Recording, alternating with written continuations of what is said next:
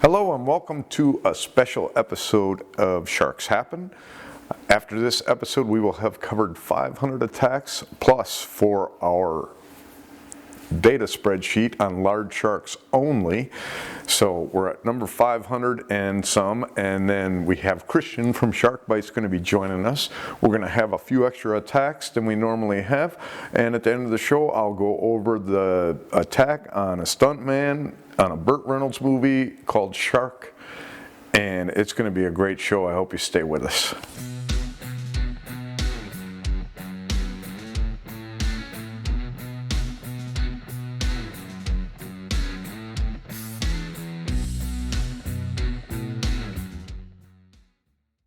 Okay, we'll start out the show over in Humboldt Bay. That is in California, and the date is November 4th of 2000. Casey Stewman is 27 years old, and he is out doing some afternoon surfing. He's in Humboldt Bay at a spot known as North Jetty, and he's surfing there temporarily. It's before 4:30, and he looks over to a spot known as Bunkers, likes the waves over there better, so he heads his way over, and he gets about 250 to 300 yards from shore. He's in 15-foot deep water, and he's sitting up on his board, and he feels like something's around him, and he notices down in the water a dark shape. So he catches a wave in. Now he paddles his way right back out. So now it's 4:30. He's 250 to 300 yards from shore, sitting in 15-foot deep water waiting on a wave, and the shark came up from, he thinks, the seafloor. He's in 15-foot deep water, and the shark came up and grabbed him by both thighs and the board and tried to take him underwater. He was able to hit the shark. The shark released him, and he could feel the shark dive as it swam away. It just went away from him after he had had the initial contact with the shark. He was able to get back to his board. Now is quite a little ways away from him, and it's flipped over. Rather than flipping it over, he just climbed on top of it. Same thing I would do, just get myself out of that water. He starts trying to take a wave in, but the first wave that comes in flips him and the board over, in which he climbs back on the board, and now a wave comes in and he stays on his stomach on the board and just lets a wave take him in. He gets in and gets sutured up. He ends up with 31 stitches to both legs, so both of his thighs ended up being bitten. Luckily the board took the other side of the teeth, and that's the attack on Casey Stewman. He is the one who gave the estimate on the shark, anywhere from 2.4 meters to 3 meters, so you're talking anywhere from a 7-foot to a 10-foot shark, great white shark that got a hold of his legs. Put this down as an attack, not an attempt to predate by a 7 to 10-foot great white shark. We're going to head over to Kanaha Beach, and that is in Maui, Hawaii, and the date is August 15th of 2000. Goenvec, he is out doing some windsurfing. It's just before noon, but he's 3/4 of a mile to a mile off of shore, and he's going along when suddenly he falls off of his board. He's in 70-foot deep water, and like I said, he's a mile from shore. It's just before noon, and he notices, I saw in the paper, it said about 30 feet from him, there was a large fish, and it was coming straight at him fast. So he quickly goes to climb back up on his board. Just before he gets all the way on it, he feels a pain on his lower leg, and the shark, he can see the shark's right side of its head, and he can see the part of its body as it shakes momentarily, releases him, and disappears. He gets up on his board. Now it's kind of rough. He said it was tough to tie off his tourniquet as the seas were rough, and now he is being pushed out from shore. So he might have been attacked in 3/4 of a mile, and now he's a mile out, but he is in danger of being pushed all the way out of where the normal windsurfers would go through the area. Luckily, shortly after he's laying there, he sees there's a windsurfer coming for him that he had waved to that was off in the distance. The windsurfer comes up, and thinking that he had a problem with his board, finds out, Jean tells him, I've been attacked by a shark. So he takes his board and goes in and tells the lifeguards what had happened. They quickly dispatch a jet ski, and they pick up Jean out of the water. Jean goes in, he gets his foot and lower leg dealt with. He ended up, the bite was the lower leg, and he had some holes in his foot from the bite. They said this was a 12 to 15 foot tiger shark that grabbed a hold of his leg, gave him a quick shake and let him be, and left the area. It's a good thing he didn't lose his foot, those teeth. I mean, you gotta imagine it's a very gentle grip. If you're gonna shake real quick, that's gotta be a gentle grip with those sharp teeth to not rip off the foot. So an attack, not an attempt to predate by a 12 to 15 foot tiger shark. You know, we're gonna head over to the Garden Island Resort, which is in Tauvini, Fiji, and the date is December 12th of 2000. Michael Loxton is 47 years old, and he was taking his boat offshore and he was gonna swim back to shore. So he's gonna moor his boat off of shore and swim back. Some reports are he was as much as 150 yards offshore. Some reports are he was just 30 yards offshore when he anchored the boat. So he anchors the boat.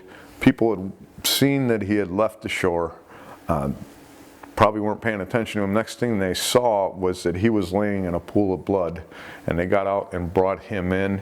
His leg, his right leg, ended up being removed in the shallow water. So you're talking, this isn't very deep water, it just says shallow water, and I would think 2.5, 3 feet, probably waist high, something like that. They said a 20-foot shark got in there and took his right leg off, biting him more than once and also removing his right buttock. And they ended up taking him in. He ended up passing away quick. He bled out quick from this, as you know, it severed his leg and removed all that flesh. So he did not survive the attack. I'm not sure who witnessed the shark. If they're going by the bite, is what it sounds like. 6-meter shark, so 20-foot shark, somewhere in that range, got a hold of him in the shallows, and it doesn't sound like anybody had seen it. They just saw the aftermath. So this will go down as an attack, not an attempt to predate by a 20-foot great white shark. Sam Loxton, which is Michael Loxton's father, he was 80 years old. 15 minutes prior to his son being killed by the shark when it bit his leg off, his wife was found drowned in his pool at home. The coroner report sadly says that she had hit her head before she ended up in the water. So Sam Loxton, 80 years old, he ends up having to deal with his wife and his son passing away on the same day. Very brutal. On a positive note, though, sorry to do this to you, Christian, but I'm going to bring Christian in. Christian from Shark Bites. If you haven't watched Shark Bites, I've put a lot of his videos into the comments, in the description of my videos, because I like the information and I get questions all the time in the comments, and a lot of these videos answer those questions. So now Christian had gotten a hold of me, and I thought, you know, will he answer the questions that I've been given, because I'm not a sharks expert. I don't know much more than you do, you know, watching Shark Week. I've read a few books back in the day, but watching Shark Week, that's where I get most of my sharks themselves, you know, information. And there wasn't much new that they had brought out that wasn't in books prior to that, before they had scrambled into all this nonsense like Mythbusters, jackasses, and glass houses for sharks to hit. So I want to bring you Christian from Shark Bites. I hope you check it out. I hope you'll go to his channel and subscribe and pay attention to his stuff. He not only brings you his own research, but he brings you other people's research that is new. He's bringing us information that's new about sharks, which I don't see us getting very much anywhere else. So Christian, take it away. Hi guys, I'm Chris. I'm a marine biologist and shark scientist from the UK, and I'm also the creator of the YouTube channel Shark Bites. I'm pretty excited to be here today on Sharks Happen. Thank you so much to Hal for inviting me onto the show, and hopefully I can answer some of your questions to the best of my ability.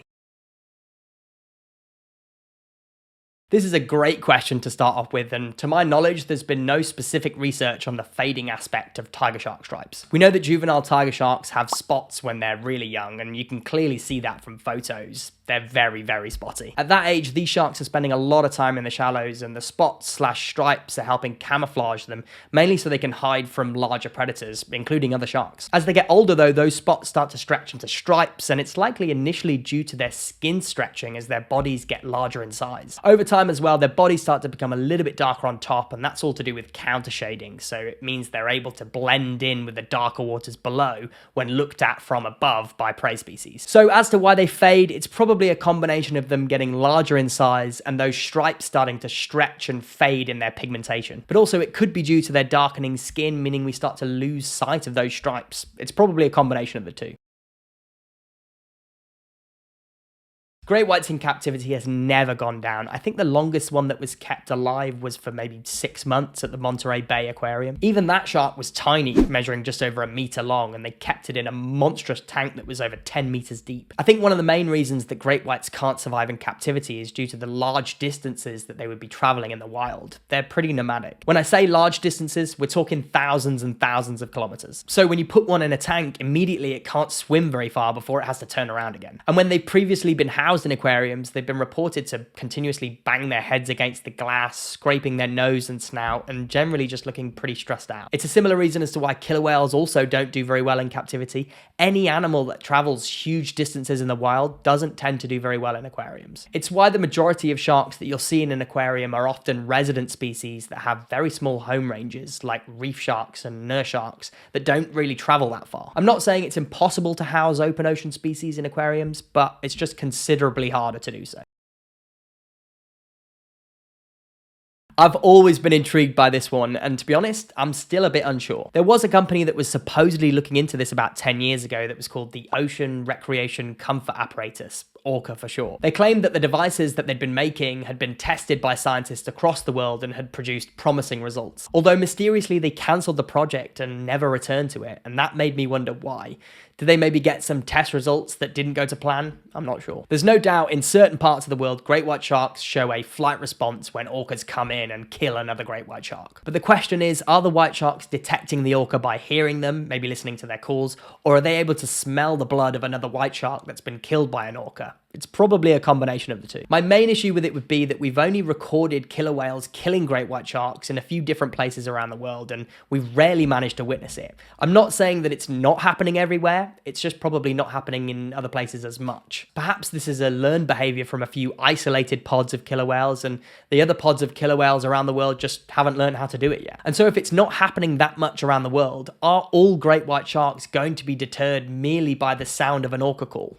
I'm not sure. And if they're not deterred, it wouldn't make a very good deterrent worldwide. Maybe in some areas, but not all of them. I'd definitely like to see some peer review research on it, but I can't help but think that that company randomly ceasing production of the orca product, that something went wrong in the testing. Okay, before we get into this next thing, I want to just say how amazing is that to have Christian answering our questions. Those are some great questions from you guys. I love the tiger shark question with the stripes. You know, I had mentioned in the show that they fade, but that's something I read back in the day, and somebody asked me, well, why do they fade? And I'm like, that's a great question. I don't know. So now we got Christian, somebody who knows about sharks too, where when we run into these things, we can maybe ask him, as he was so generous to be able to come onto the show and answer your guys' questions for me. I just can't say how impressed I am, and the whole fact with, I didn't know that there were spots at first when they're young to blend, to keep them camouflaged, and then they stretch into lines. As far as the tiger stripes, I didn't know that they faded, but you know, I think back to that picture where he says that they kind of darken, and you think about that picture, the 18-footer that I brought up and linked to one of the videos, where, you know, you look at the side of the shark and the top of it is such a deep blue it's almost black. And if you saw a shark from the side of that size, you wouldn't be able to tell great white tiger.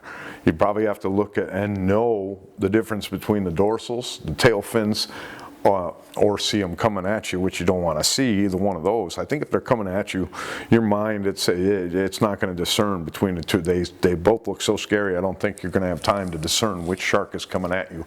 I just never want to be in that position. So we're going to continue on with the show. Christian's going to join us a little bit later. We got more questions of yours that he's going to take up for us. But we're going to head over off of Tonga, about 260 miles off of Tonga. There is the Minerva Reef, and this attack takes place on July 12th of 2000. Christian Eckoff, he is 69 years old, and he has taken his yacht over to Minerva Reef, and he is doing some spear fishing. Now, he has speared, he's in 70-foot deep water, and he has just speared himself a grouper, and it's down about 60 feet below him, so it's pretty close to the bottom. He is bringing it in by his line, and he notices a shark coming straight at him. The shark ignores the fish and just comes up, and he uses his left arm to get it in the way. The shark bites his left arm multiple times. This is a 5-foot gray reef shark, so not a big shark by our standards, and not even big enough to make it into our stats. But some of these smaller sharks, when they act like this, I have to get them into the show. It grabbed him by the arm and bit him multiple times in the arm, and he was trying to fend it off with his right hand. Now the shark released him after it got hit, and it came around the back of him, and he has his arm now around the shark. The shark seems to have come in to try to get him. He says he has his arm around him, and he's hitting the shark now, punched once or twice with his left arm. His left arm, which is bitten to the bone in places. That's how bad this shark bit him, his left arm up. Hits the shark, and it swims off. Now he's in his own pool of blood, so he starts swimming towards, the others are swimming towards him now. He's not the only one in the water, and the other people that he's with are swimming towards him, and they're in tow. They have the inflatable that they're using for their dive. So they're swimming over to him, and he's trying to swim over to them, worried about the shark returning, and sure enough it does.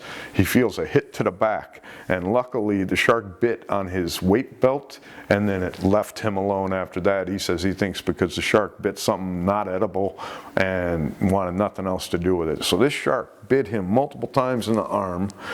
He ended up having to grab it and punch it to get him to leave him alone. Came back to bite him in the back again. If this little guy was 6 foot, we would be putting him down as an attack and an attempt to predate with the stuff it's doing to him. Didn't care nothing about the fish. And grouper are nice fish. I mean, they're delicious fish to me. Maybe not the gray reef sharks. Maybe you know, it was probably territorial, but I mean, to attack that many times, it's just odd to do that. I've seen on Christian's show, actually, he goes over a lot of shark videos, attack videos, and I watched one of his, and he's showing a bull shark, and this thing must be, you know, 30, 40 feet down in the water, crystal clear blue water, and this shark is quite a ways away, and it's a small one, probably around the 5 feet, 6 foot, like this just happened. As soon as it sees the guy at the surface that's looking at it, he's got his spear and everything, the shark just comes like a, I can't believe, maybe 3 seconds to do that, close that distance. It gets to you faster than you'd ever think. I think you'd be in shock by the speed, let alone what it is that's coming at you. So that, the speed I never even took into consideration until I saw that video. That would frighten me as much as the shark itself. So I wanted to go over the attack. It's not going to go into the stats. It would under an attempt to predate if it did, though, on a little 5-foot gray reef shark. Okay, now we're going to head over to Poingum, which is in New Caledonia, and the date is March 15th of 2000. Gilbert Van Minh, he is 35 years old, and he and his friend Terry, they're out doing some spearfishing. Neither have speared a fish. It's in the morning. Terry has to dive down and retrieve a spear that's in the coral. So they haven't shot a fish, but sounds like he shot coral, and he's going down to retrieve his spear. Now, Gilbert is at the surface. Gary retrieves his spear. As he's going up to the surface, he notices that there's a boiling in the water. Suddenly there's blood in the water, and then when he gets to the surface, Gilbert has been bitten by a shark. He's able to get Gilbert into the boat and take him in, but he passed away probably pretty quickly, maybe even before Terry got to the surface, as the shark bit off his left arm and also took some ribs and part of his abdomen in a single bite. So it reminds me of Tiso, Titus Tiso, I believe his name is, that got bitten by a large tiger shark. This is a large tiger shark again that got a hold of Gilbert. This will go down as an attack, not an attempt to predate by a large tiger shark. We're not sure what size though, but I'm sure it's awfully large shark. No word that Terry had seen the shark. It sounds like he saw some commotion in the water, so it must cause a bunch of bubbles to where when you're in the water you can't really see. Gone through divers when the shark is shaking somebody, you can't really see because it dusts up the bottom. Well, it probably froths up the water up there that you can't tell what's going on. So unfortunately an attack, a fatality, not an attempt to predate large tiger shark. Okay, now we're going to head over to Gulf Shores Public Beach, and that is in Alabama. And the date is June 9th of 2000. Charles Anderson, he is out doing some swimming. Finds himself in the morning at about 6:30. He's about 100 feet from shore. He's in neck deep water, and suddenly he says he felt like he was hitting a leg by a log. He thought he was hitting a leg by a log. Probably a fast moving log because he was bumped. Right after he was hitting a leg, the shark, which he knew was the shark then, bit off his 4 fingers on his right hand. So it bumped his right thigh and bit his fingers off of his right hand. Now the shark came up to his chest, bumped him in the chest. The next thing that Charles knew, his right arm is in the shark's mouth. The shark bites down on his arm and starts swimming. It starts swimming him along the bottom as Charles is being dragged along the seafloor. It's got him by the arm. He's hitting it with his left arm. The shark's not releasing him. Dragged him for about a minute and then dragged him up against the sandbar. And the shark took and pinned him against the sandbar with his weight. He's yelling now for help. There's another gentleman that was also injured by this. Sounds like the same shark, which we'll get into this one later. But right now, the shark's got Charles pinned against the sandbar. He's yelling for help. Luckily, a construction worker heard that. He ran over and was able to extricate him from the shark. Now, his right arm did get freed, but that's because it was bitten off. It severed his right arm. Sounds like below the elbow. His 4 right fingers were already gone, and he had been bumped in his leg and his thigh. So he ends up surviving the attack, but this definitely sounds like a bull shark. It's definitely he says is a 6-foot bull shark is what they estimate it is. So, you know, Charles is 230 pounds. That's a lot of dragging for a 6-foot shark, but you know, you're in their element. We're out of the element. They can do 20 miles an hour without our weight. What can they do with our weight? I'm sure Charles found out the hard way. So we'll put this down as an attack, an attempt to predate by a 6-foot bull shark. I've seen 8 foot in other papers, but we'll put 6 foot in there. That's safe to say. That's the attack on Charles. Right now, I'm going to kick it back over to Christian from Shark Bites, and he's going to answer some more questions.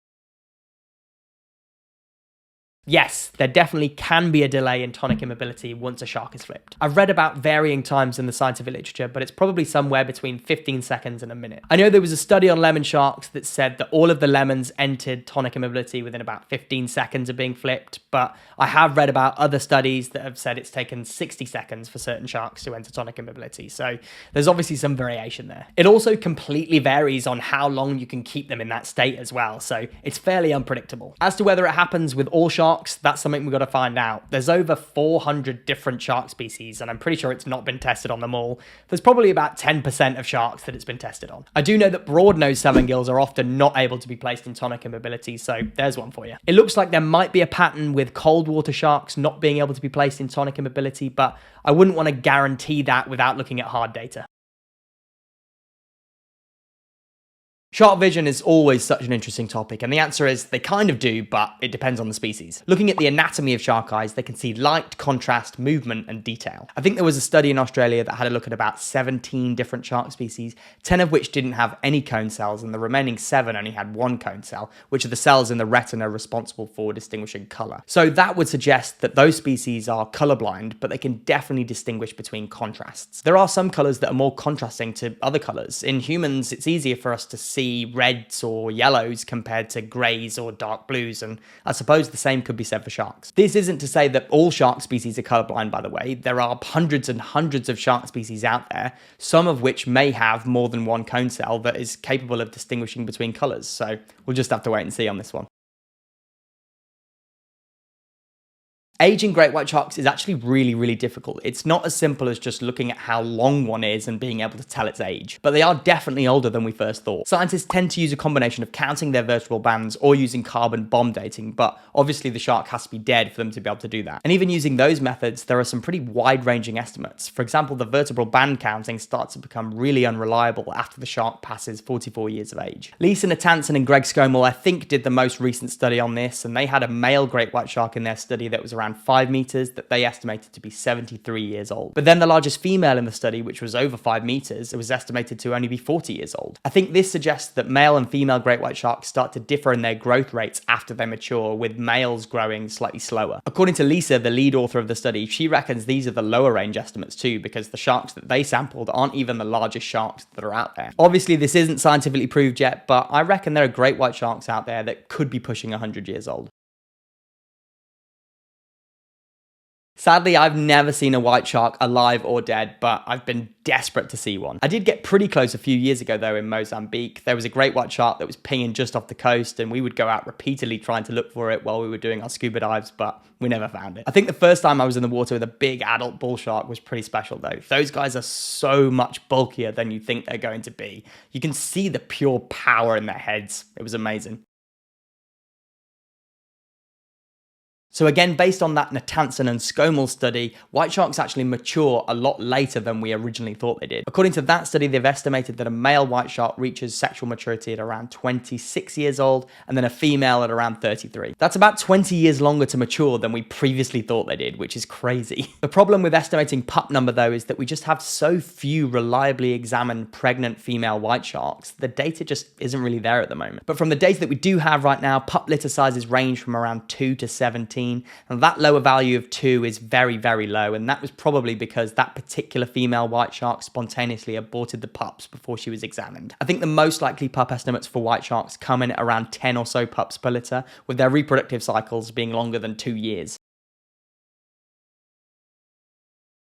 Ah, yes, now we're talking. This is my specialty area of shark science. So sharks can often find themselves entangled in marine debris. That's just a fact. But often the level of entanglement can differ. So for example, one occasion it might just be a bit of drifting line that's caught on the pectoral fin, and then on other occasions it can be significantly worse than that. So let's exclude full body entanglements here for a second, because in that situation the shark's whole body is entangled, so it's probably going to die pretty quickly. But if the shark's still able to move around while it's been entangled, then the impact on its skin, feeding and movement will depend on where it's been entangled on the body. For example, if it was just a bit of fishing line that's been caught on a pectoral fin while that shark was swimming around, then it might cause some lacerations to that pectoral fin over time, but if it was freed from the entanglement, you would expect it to heal up pretty nicely because shark skin heals dramatically quickly. But there are other examples where the shark might be caught in something circular, and that can cause real problems with their growth. Take this mako shark here. So we found this particular incident when we were writing our entanglement paper back in 2019, and this mako shark has been entangled in a circular section of rope that's become biofouled with things like barnacles, and it's actually started to cause scoliosis of the spine. The shark was eventually freed from that rope and was tagged by the researchers, and I believe it survived for around 50 days before the tag popped off, and then after then its fate was unknown. If sharks are also entangled in the gill region, that can definitely cause breathing issues and lead to eventual suffocation, so it really does depend on where the entanglement is on the body. I think just a pure fascination with sharks drew me towards shark science. I remember being a really young kid and playing in the bath with a toy shark, and I had a great time. And then as I got older, I learned how to scuba dive and just started spending more and more time in the water with these animals, and that fascination just grew. I can't quite describe the feeling of being in the water with these animals, the adrenaline, the excitement, just the pure awe of watching this amazing fish just casually going about its day. It's like no other feeling. So I guess I wanted to pursue a career that involved working with these animals and writing research papers to try and help them so that future generations can enjoy them just as much as I have. Thanks so much to Hal for having me on the channel today. It's been an absolute pleasure to be featured here on Sharks Happen, and I can't wait to be back soon. If there are some of you out there that want to come and check out Shark Bites, please do head across to our YouTube channel. We've got loads of different types of content on Shark Bites that I think a number of you might enjoy, so hopefully see you soon. Okay, now we're going to finish out our unprovoked attacks over at Black Point, which is in South Africa, and the date September 25th of 2000. Jevan Wright is 17 years old. He is out doing some afternoon surfing, early afternoon surfing. He's out with 3 other gentlemen. the 4 of them at about 12:45, 3 of them are going to exit the water. Jevan's going to continue surfing, it sounds like.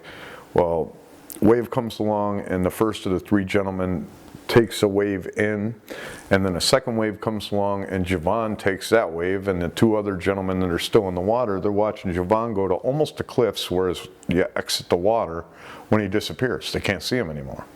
So they're both looking for him. The water's flat, so they can't see up over to see what happens.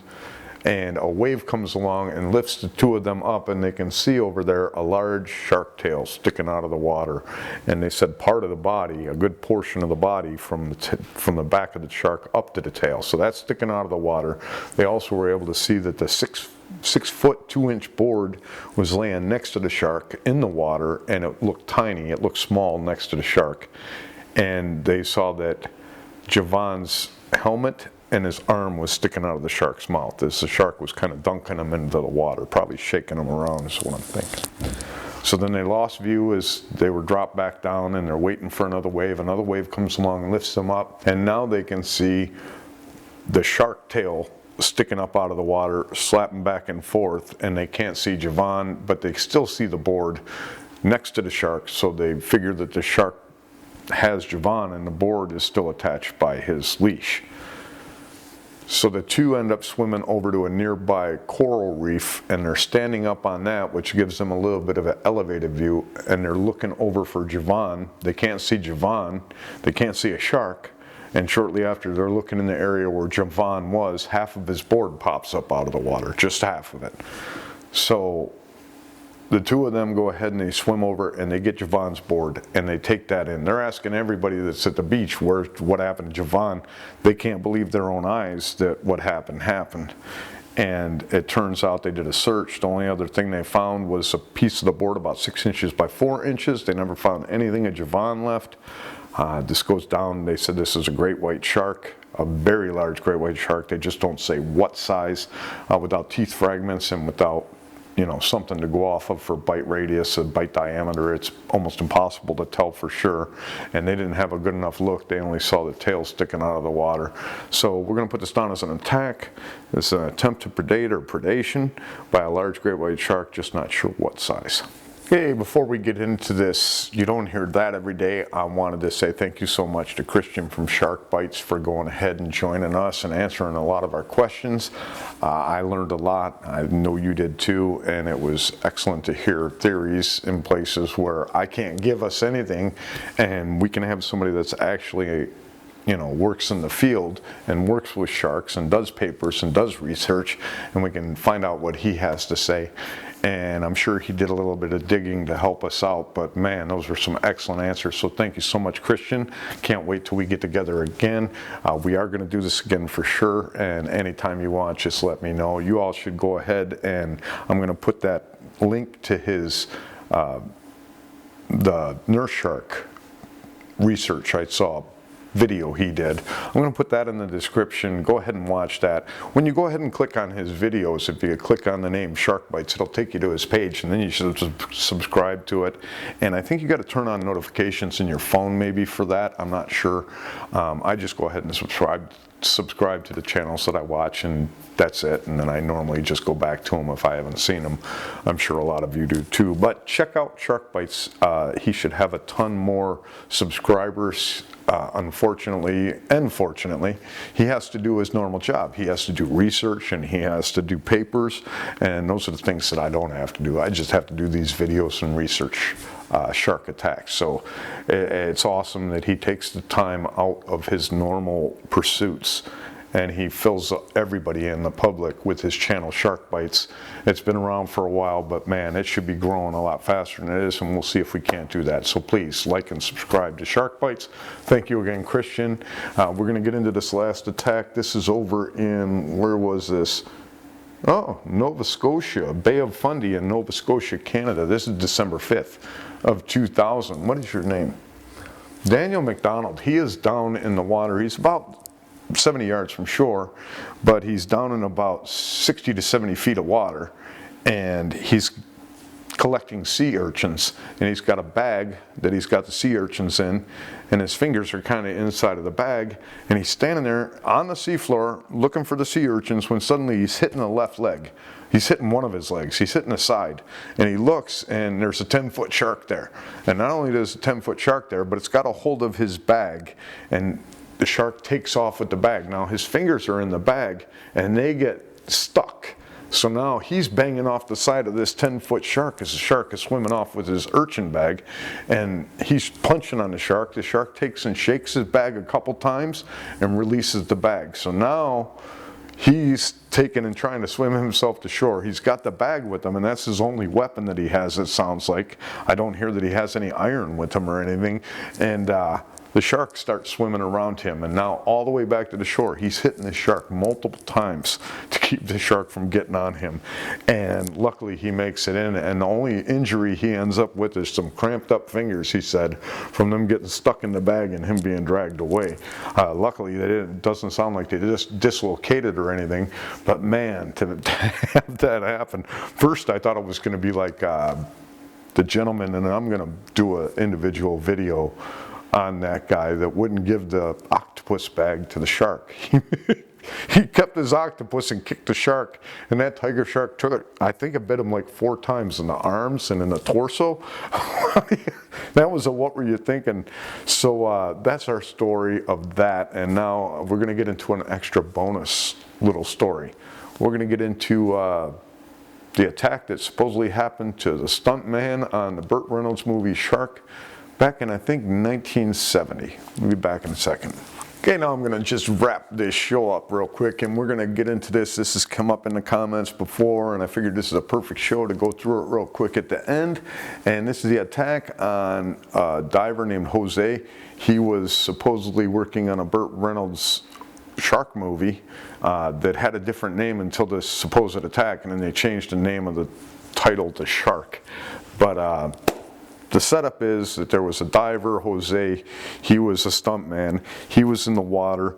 They netted off their set from the ocean. So they put a net along the ocean, and they were on the shallow side of the net. They were working with a single bull shark, it is reported, at which they dragged up onto the beach to tire it out, make it docile so that they could work with it safely. Now, that's all perfectly fine of a story. They supposedly have more than one cage with divers with spears for protection, but they put them into the cages. So the divers are in their cages, cameramen are around, and then Jose, the stuntman, is kind of isolated by himself in the water when supposedly a large great white shark breaches this net, gets through the net, and now it comes straight up to a cameraman, and it comes right up to the camera, kind of curious, and then it turns and sees Jose, and it shoots over there, biting him in the abdomen, and blood's everywhere, and they say this is caught on tape. So this story gets out there that this cameraman ends up passing away from this attack on this movie. H. David Baldrige, of course, the curator of the International Shark Attack File, under the Navy funding, of course, he gets wind of the story, and they do their investigations of this. Now, when they investigate from the top of the chain of the story all the way down to, they say, the captains of the wharfs where the boats left that might have seen what had happened. So he's talking to the journalists, the editors, the publications. He's talking to the officials, he's talking to the hospitals. They talk to everybody in the whole chain to get what had happened. And everywhere he said he was talking to people of authority, he would get nothing but an irritated reaction that he was even looking into it, like it was going to hurt their economy by not having, word gets out on this thing. They didn't want anybody bugging him, it sounds like to me. So he finally gets to where he's in these discussions. Now, 2 publications ran with this story. One was a magazine, a popular magazine in the US here. I'm not sure where the second one was. It ran a few weeks later. So 2 different publications ran this story of the shark attack. So he's talking to a representative for both publications, and he wants to know, I'm looking for the info on this attack. And finally, this representative gets back to them and he basically says, well, while we don't want to go so far as to say this is a hoax, we can't find anything to back up our story. So then later on than that, Skin Diver magazine came out and just said great white hoax and just made fun of the whole situation. Later on, there was one of those posters for the movie that's coming out, Shark, with Burt Reynolds, that they changed the name of from Kane to Shark because of this supposed shark attack. Claims on this one poster that, yeah, the real attack is in there, the guy was actually killed and it's in the movie, which it isn't. And then, you know, so they went ahead and changed the name of the movie. This whole attack story was just to get more seats into the theaters on this. You know, hoaxes are hoaxes, but this one was done, it seems, to put seats in the theaters. And that's the story of the movie Shark, an attack that never happened. I'm not sure that Jose is real or that he was ever attacked by a shark. If he is a stunt man, who knows what of it is real. But, you know, when they were approached with given the facts, they fessed up that they don't have any facts to go off of. Kind of reminds me of a kid that took a bull shark up north of the, you know, where bull sharks normally would be, released it because he was going to use it as a hoax, decided not to, and he put it in like a river, and that thing ended up drifting in waves, but it drifted up on another couple kids that were in water somewhere else, and they had to trace that back, and finally they ended up at the door. Authorities ended up on the original hoaxer's door, asked him about what happened, and he fessed up to the whole situation. So, you know, people pull hoaxes for any number of reasons, but this one was done, you know, financially to get people in seats. It's crazy that you don't hear more about that because people should have been up in arms that they would go ahead and use something like that to make money with their movie that they have coming out, Burt Reynolds' involvement or not. So that's the show for today. I hope you enjoyed it. Thank you so much for Christian for joining us. I hope you enjoyed Shark Bites answers to what we have. I hope you check out Shark Bites. We'll be back in about 3 or 4 more days with another full attack show.